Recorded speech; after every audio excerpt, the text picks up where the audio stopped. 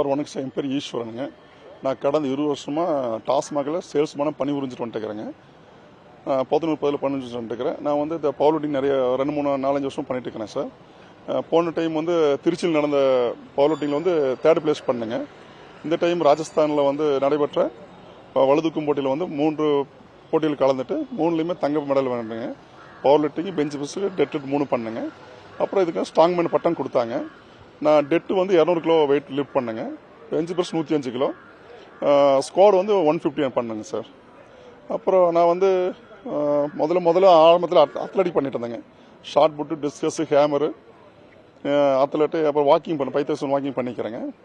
நான் படித்தது MPhil police administration முடிச்சிருக்கிறேங்க. அப்புறம் என் இம்ப்ரெஷன் எப்படின்னு கேட்டிங்கன்னா, என் பாப்பா ஸ்கூலில் வந்து கல்ச்சர் போட்டி நடந்துச்சுங்க. இளவட்டு கல் தூக்கர் போட்டி.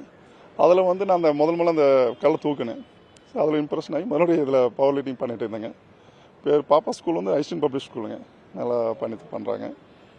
அப்புறம் இதுக்கு எங்கள் மாஸ்டர் தான் காரணங்க. அவர் தான் என்னோட திறமையை பார்த்துட்டு இது நீ பண்ண நல்லாயிருக்கும் அப்படின்னு சொன்னாங்க. மாஸ்டர் மேடமும் எல்லாம் சொல்லி கொடுத்தாங்க. அதனால நல்லா பண்ணிட்டு இருக்கேன் சார். இப்போ பவர் லிஃப்டிங்னா நிறைய பேர் பயந்துக்கிறாங்க. ஆமாம் சார்.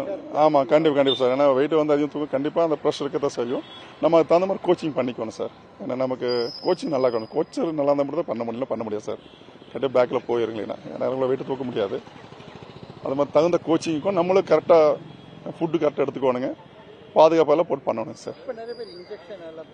ஆமாம், பண்ணுறாங்க சார். அது நம்ம பண்ணுறது இல்லைங்க. ஏன்னா நேச்சுரலாகவே நம்ம பாடியை நல்லா வெயிட்டு தாங்க. நம்ம தான் காலையிலேருந்து வேலை செய்யணும், நைட் வரைக்கும் பாடுபடுறோம். அதனால ஹெல்த்தி உடம்புங்க. எப்படி வச்சுக்கலாம்? ஆரோக்கியமாக இருக்கும் சார். ஆரோக்கியம் தான் நல்லா இருக்கு சார். நல்லா ஃபுட் எடுத்துக்கோணுங்க. மெயின் ஃபுட்டில் கான்சன்ட்ரேட் பண்ணணும் சார். அப்புறம் ரெஸ்ட் எடுக்கணுங்க. அவ்வளோ வேணும் சார். நல்லா காலையில் எக்ஸசைஸ் பண்ணணும் சார். மோஸ்ட் கம்பல்சரி எக்ஸசைஸ் பண்ணணுங்க. இப்போ இருக்கிற மக்கள் ஜங்க் ஃபுட் நிறைய சாப்பிட்டு ரொம்ப இதாகிட்டாங்க. அவங்களுக்கு என்ன சொல்லுங்க? சாப்பாடு வேணும் தான் சொல்லுங்கள் சார். அது வேஸ்ட். அது நம்ம பழைய உணவு தானியங்களை சாப்பிடலாம் சார். நம்ம எப்போ போல கோதுமை, ராகி, கம்பு இந்த மாதிரி சாப்பிட்லாங்க. கண்டிப்பாக ஜங்க் ஃபுட்டு கண்டிப்பாக நமக்கு அது மைனஸ் தான் பண்ணும். ப்ளஸ் ஒரு பர்சன்ட் கூட இல்லை சார்.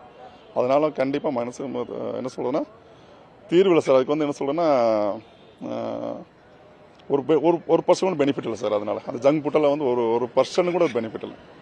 அதுக்கு ராய் வடை அதெல்லாம் சாப்பிட்டா நல்லா இருக்கும். சார்.